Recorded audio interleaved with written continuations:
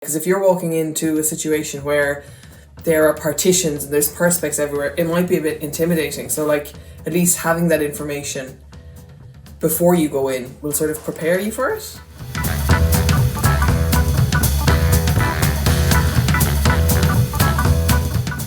I relate to this one. I've gotten used to working from home and I feel like it's given me the headspace to get more work done. My company are planning to be back in the office later this year with social distancing measures put in place, and I'm worried about what kind of environment this will be like. Are there any tips to prepare myself for this? Well, first of all, it is really great that person is recognising that actually working from home has given them a lot of headspace. So they're actually enjoying working from home. And I think a lot of us are discovering that as well. So I think actually when people get back to work, there'll be some conversations about what does work look like and does it always need to be in the office?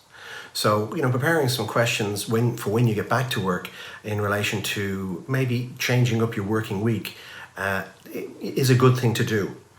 In relation to getting back to work full-time and any concerns around what might be happening in work in relation to, say, COVID-19. Again, I know workplaces are working very, very hard at figuring out what that looks like and working with the various different information that they're being provided at the moment.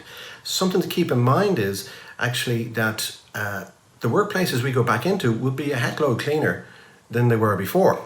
So there's a lot of time and effort being put into getting this right.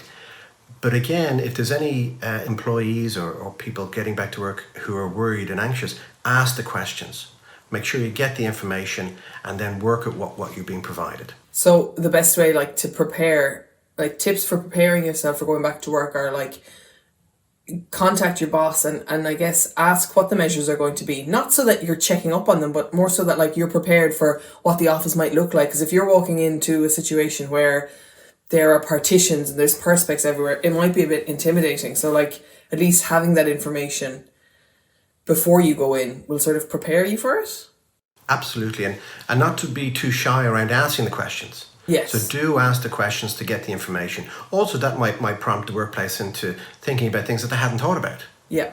So, when it starts to get closer, do connect in with work. I'm sure workplace would be very proactive anyway, but do ask the questions that you want answered that are important so that you feel more educated and some things are more in your control. Yeah. I think I don't have a workplace to go back to, but there are parts of working from home and the sort of lockdown that once they reopen, I'm going to be like, oh God, I kind of missed that. But I'll just start getting in the headspace and thinking. I think even the fact that that person is asking the question means that they're kind of preparing for the next stage.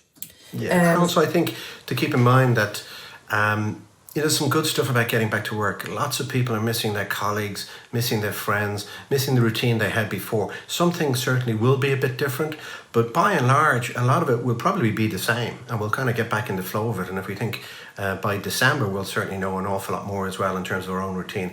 But I know a lot of people are missing their colleagues and missing their friends. So that's a big part of getting back to routine also.